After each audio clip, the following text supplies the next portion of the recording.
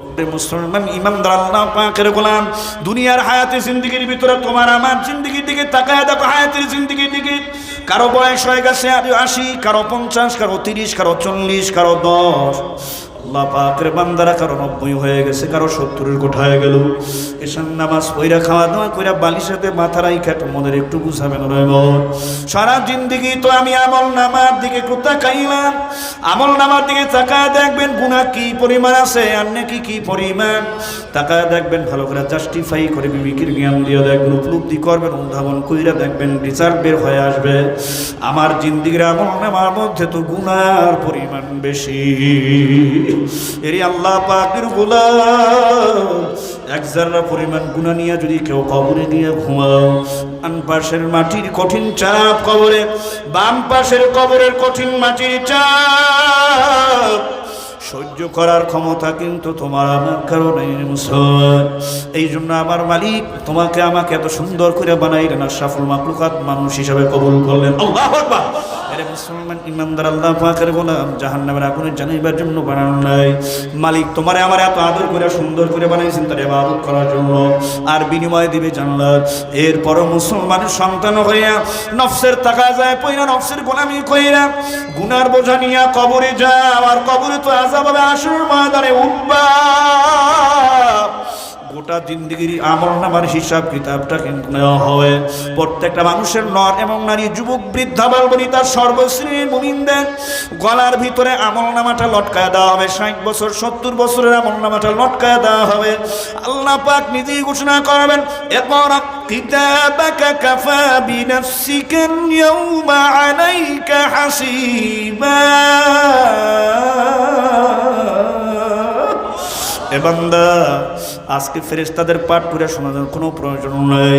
তুই নিজে তোর আমল নামাটা পড় আর দেখ তোর আমল নামায় গুনার পরিমাণ কি পরিমাণে আছে, গুনাহ কি পরিমাণে আছে, নেকি কি পরিমাণে আছে। কত বারুদ যে ধরা খেয়ে যাবে, গুনার পরিমাণটাই আমল নামায় বেশি থাকবে। হাশরের ময়দানে কত কত মুমিনদের আমল নামা ডান হাতে না কইরা বাম হাতে পড়বে। ওরা তো জাহান্নামের যাত্রী হয়ে যাবে পৌঁছিরাতের পোলটা পার হইতে গিয়ে। কেটে কেটে কঠিন জাহান্নামের মধ্যে ঘুরিব ঘুরিব করে পড়ে যাবে। এ কবর পথের প্রতীকে মুসাফিরের দলের কবরের 1 সেকেন্ড আযাব সহ্য করার ক্ষমতা আপনার আমার কারো নাই। জাহান্নামের 1 সেকেন্ড আপনার আযাব সহ্য করার ক্ষমতা আপনার আমার কারো নাই। এই জন্য অনুরোধ করে বলবো, একটা নাজাতের একটা উসিলা তালাশ করবে আমার আল্লাহ। বান্দা তোরে আমি আদর করে বানাইছি জাহান্নামের আগুনে জ্বালাইবার জন্য না, বান্দা তোরে বড় আমি আদর করে বাড়াইছি আমার জান্নাতটারে দেওয়ার জন্য। আমার মালিক নিজেই ঘোষণা করেছেন, ওয়াবতাহু ইলাইহিল ওয়াসিলা। আল্লাহু আকবার বলেন সবাই। আল্লাহ পাক রব্বুল আলামিন হাশরের ময়দানে নাজাতের একটা উসিলা তালাশ করবে। কারণ আমার আল্লাহ রহমান, আমার আল্লাহ দয়ার মাওলা, আমার আল্লাহ রহিম, আমার আল্লাহ সত্তার, আমার আল্লাহ সত্তারুল উয়ুব, আমার আল্লাহ গফফার, আমার আল্লাহ রহমান।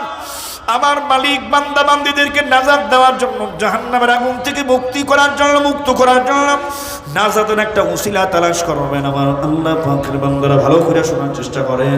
নাজাতের উসিলা তালাশ করবেন।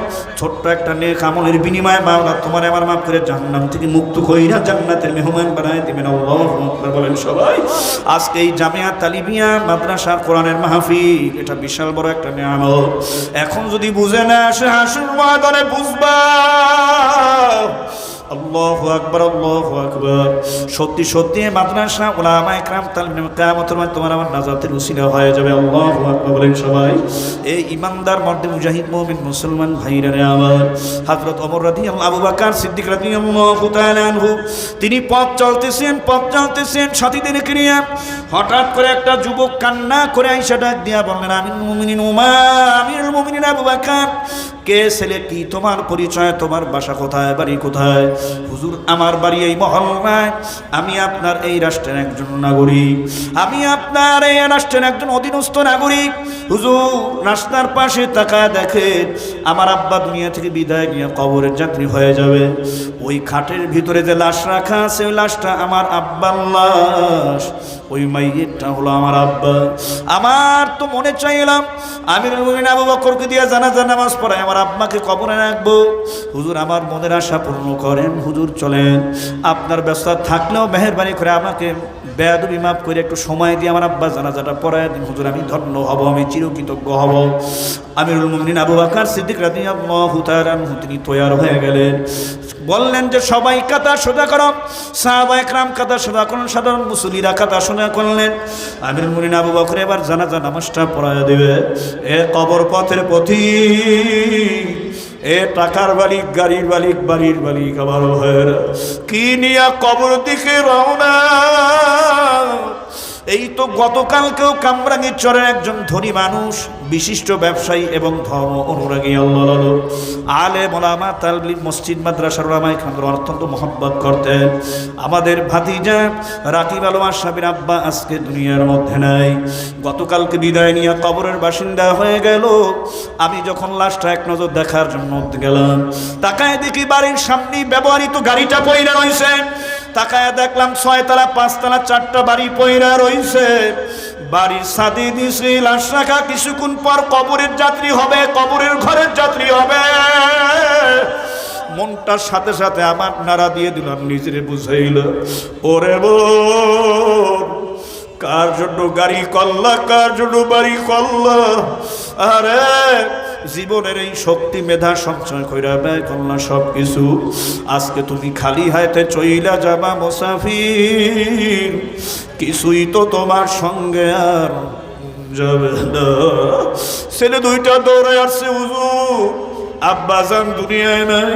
আমি বলছি এসলা চিৎকার দিয়া কোনো লাভ নাই, দোয়া করো, দোয়া তোমার আব্বাকে যেন মাওলা মাফ করে জান্নাতে মেহমান বানায়া দেন। বড় ছেলেটা চিৎকার দিয়া গলাটা জড়ায় ধরলো, ছোট ছেলেটা হাফেজ রাকিব গলাটা জড়ায় ধরলো, হুজুর আমরা তো একটু বড়, আমরা ধৈর্য শক্তি আমরা হারাই না, আমরা ধৈর্য ধারণ করতে পারবো। ওই যে তাকায় দেখেন আমার মামার কোলে আমাদের ছোট 4 বছরের আদরের বোন রাইসা,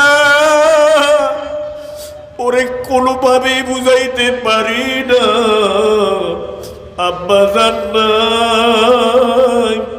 ও শুধু বাবার গায়ের উপরে চিৎকার দিয়ে পড়ে আর বলে, ও আব্বু তুমি আমার সাথে মনে হয় অভিমান করছো, রাগ করছো, ঘুমাইও না রে বাবা, ওঠো ওঠো ওঠো, আমাদের বাসায় 3 তলায় চলো। আব্বু আমি তোমার গলা ধইয়ে ঘুমাবো। রাইসাকে কোনোভাবে বুঝাইতে পারি না, ও তো আব্বু আব্বু করে চিৎকার দিয়া জোরে জোরে কাঁদে। রাতে তো বাবার গলা ধরা ছাড়া ঘুমায় না, আব্বুর সাথে ঘুমায়। আমি তখন বললাম, ওরে ছেলে শোন, তোর বোন তো বোঝে না, ওই মেয়ে তো বোঝে না, বাবা চিরজীবনের তরে ঘুম ঘুমায় গেছে, আর কোনোদিন চোখ খুলবে না। এ কবর পথের পথিকেরা, মুসাফিরের দলেরা, তোমার আমার একদিন বিদায় নিয়ে কবরে যাওয়া লাগবে। কি নিয়ে রওনা? খুব বুঝা শুনলে তারপর আমার মাওলার কবরে গিয়া ঘুমাইও। হযরত আবু বকর দাঁড়ায় গেছেন, জানাজা নামাজটা পড়াবেন। আমির মুমিন দাঁড়ায় গেছে, মুসল্লিরা পিছনে আছে, লাশ সামনে। হঠাৎ করে যখন তাকবীরে তাহরিমা বলবে, এমন সময় হযরত আবু বকরের নজরটা পড়ে গেছে ওই লাশের দিকে, পড়ে গেল নজর। তিনি তাকায় দেখতেছেন লাশের মাথার মুষ্টিটা মোড়ানো আছে, কাপড়টা মোড়ানো, মাথার কাঁচ দিয়ে কি যেন জোরে জোরে নড়াচড়া করতে আছে কাপড়ের ভিতরে। আর জোরে জোরে একটা বিকট আওয়াজ, ভয়ঙ্কর একটা আওয়াজ। আবার আমার বন্ধুরা আবু বকর ডাক দিয়া বললেন, ভয়ঙ্কর একটা আওয়াজ আসতেছে লাশের ভিতর থেকে, আর মাথার কাছে যেন কি খটখট খটখট করে আওয়াজ করতেছে, নড়াচড়া করতেছে। রাখো, এখনই আমি জানাজা নামাজ শুরু করতে পারবো না, একটু দেখে নি কি অবস্থা। যখন মাইয়েতের কাছে চইলা গেলেন আবু বকর, দুইজনকে ডাক দিয়া বললেন, ও সাথীরা, এই লাশের মাথার মুষ্টিটা খোলো। মোড়ানো পেঁচানো কাপড় খুলে যখন ডান দিকে বাম দিকে মুখের কাপড় সরায়, হযরত আবু বকর তাকায়া দেখেন গলার মধ্যে একটা বিষধর ভয়ঙ্কর রূপের সাপ বেচাইয়া মাইয়েতের মাথার মগজগুলি সিরিয়া সিরিয়া খাবলায়া খাবলায়া খাইতেছে। হযরত আবু বকর সিদ্দিক রাদিয়াল্লাহু তাআলা একটা চিৎকার দিয়া ইন্না লিল্লাহি পয়রা পিছনে গেলেন, আর চোখের পানি ফেলায়া কান্না করে, দয়ার মালিক তোমার নবীর হাদিসের ভাষ্য মতে আমরা জানি কোনো মাইয়ের যদি কোনো মানুষ যদি নরনারী বদকার হয় গুনাহগার হয় কবরে যাওয়ার পরে আপনজন যখন তাকে কবরে রাইখা 40 কদম পানির দিকে রওনা, এরপরে তার কবরে আযাব শুরু হয়ে যাবে। আর এমন কি বদামল এই লোকটা করলো সেই আযাব কবরে যাওয়ার আগে দুনিয়াতে শুরু হয়ে গেল। ও মালিক, কিছুই তো বুঝতে পারলাম না। হযরত আবু বকর ডাক দিয়ে বলে, একটা লাঠি নিয়ে আসো, সাপটাকে তারা জানাজা নামাজ পড়ে তাড়াতাড়ি আমার তাকাজা আছে চলে যাব। একটা লাঠি নিয়ে আসছেন, সাপটার উপরে যখন বাড়ি মারবেন মাথার কাছে আবু বকর, তখন সাথে সাথে সাপ ডাক নিয়ে বলতেছেন, এ আবু বকর শোনেন, আপনি আমাকে মাইরেন না, আমাকে মারবেন না, আমি কিন্তু ইচ্ছে করে আসি নাই, আমাকে স্বয়ং পাঠাইছেন আল্লাহ। আমাকে আপনি মাইরা করলাম ভাই, আমি তো আপনার জন্য আসি নাই, আমি আসছি মাওলার হুকুমে, আমার মাওলা আমারে পাঠাইছে। হযরত আবু বকর লাঠি ফালায়া দিয়া সাপকে প্রশ্ন করে, সাপ আজকে এই লোকটার এই আযাব কেন দুনিয়াতে তুমি দিতেছো, কারণটা কি? আমার মাওলার পক্ষ থেকে আযাব শুরু হয়ে গেল, কামড়াইতেছে কেন? সাপ ডাক দিয়া বলতে আছেন, দুনিয়ার মানুষকে সতর্ক করার জন্য, মানুষ যেন গুনাহ নিয়ে কবরের দিকে রওনা না দেয়, মানুষ যেন বদ আমল নিয়ে কবরের দিকে না যায়, সতর্ক করার জন্য আল্লাহ পাক রব্বুল আলামিন সরাসরি ঘটনা দেখায় দিলেন। আল্লাহু আকবার বলেন সবাই। বলে কেন, কারণটা কেমন কি বদ আমল করলো? আমি সংক্ষেপে বলতেছি। নাম্বার 1 বদ আমল, এই লোকটা 5 ওয়াক্ত নামাজ পড়তো না মসজিদে আজান হওয়ার পর, জোরে বলুন না নাউযুবিল্লাহ। 2 নাম্বার, এই লোকটার অন্যায় ছিল, লোকটাকে আলেম ওলামা যখন দিনের দাওয়াতের তবলিগ ওয়ালা চরমাই ওয়ালারা আল্লাহ ওয়ালা বুজুর্গ ওলামা ইকরাম যখন দাওয়াত দিত নামাজ জিকির তেলাওয়াতের, চক্ষুটা গোড়ায় আর লাল কইরা বলতো, বেটা ভাগ এখান থেকে, আমার এই মহতি কাজের মধ্যে ডিস্টার্ব করার জন্য আসছো, জোরে বলুন নাউযুবিল্লাহ। 3 নাম্বার, মসজিদ মাদ্রাসা দিনের রাস্তায় যদি এই লোকটার কাছে কেউ কিছু চাইতো, ধমক দিয়া মাথাটা ঘুরাইয়া পিঠটাকে ফিরাইয়া আর ডাক দিয়া বলতো, আমার দাদার আমার বাবার আমার সব আমার কষ্টের অর্জিত সম্পদ, বলে আল্লাহ রাস্তায় দাও, কে? আল্লাহ, কিছুই দিতে পারবো না, জোরে বলুন নাউযুবিল্লাহ। লোকটার ধন সম্পদ টাকা পয়সার কোনো অভাব ছিল না, কিন্তু লোকটা দান সৎকার আমল করতো না, সে ছিল কৃপণ। আমার ভাইয়ের, আমার বন্ধুরা, আবু বকর চোখের পানি ফালাইয়া কান্না করে ডাক দিলে, এ উপস্থিত সাহাবা একরাম মুসল্লিরা, এই 3টা রোগ যদি কারো মধ্যে থাকে, সাবধান হয়ে যাও, সাবধান হয়ে যাও। নামাজ আর কামাই দিও না, 5 ওয়াক্ত নামাজ পড়বা নিয়মিত, আর তোমরা ওলামা ইকরামদের সম্মান করবা, ভালোবাসবা, মহব্বত করবা।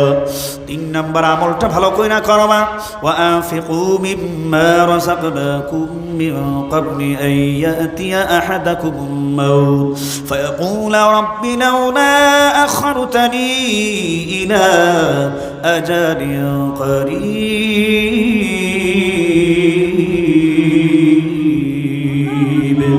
فأصدق وأكن من الصالحين إمانة چندروں سے رسد باز در হাকিকত মালিকে হর শাই খোদাস। এ শোনো, আল্লাহ রাব্বুল আলামিন আজকে ধন সম্পদ টাকা পয়সা সব কিছু দান করলেন। টাকার মালিক, গাড়ির মালিক, 1000 কোটি টাকার মালিক, লক্ষ হাজার কোটি টাকার মালিক, ব্যাংক ব্যারেজ ইন্ডাস্ট্রিজের মালিক আল্লাহ পাক বানাইছেন। এবারে মালিক যদি সব কিছু তোমার আমার দিয়ে হায়াতে জিন্দেগির মতো অর্ডার করেন, আব্দুল করিম, এ কোটিপতি গোলাম, এ বাড়ির মালিক, টাকার মালিক, এ আমার গোলাম, তুই যতদিন থাকবি তোর ঘর তোর থাকবে, তোর বাড়ি তোর থাকবে, তোর টাকা পয়সা তোর থাকবে, তোর ব্যাংক ব্যালেন্স তোর থাকবে, চক্ষু 2খানা বন্ধ হওয়ার পর কিছুই তোর থাকবে না। চক্ষু বন্ধ হওয়ার আগেই তুই আমার রাস্তায় দান কর, আমার রাস্তায় খরচ কর। সবাই ইমানি আওয়াজ দিয়া বলেন মুসলমান, আল্লাহ যদি অর্ডার করে, আমরা তো আল্লাহ পাকের গোলাম, আল্লাহর ওই অর্ডার পালন করতে আমরা কারা কারা রাজি? নারায়ে তাকবীর, নারায়ে তাকবীর।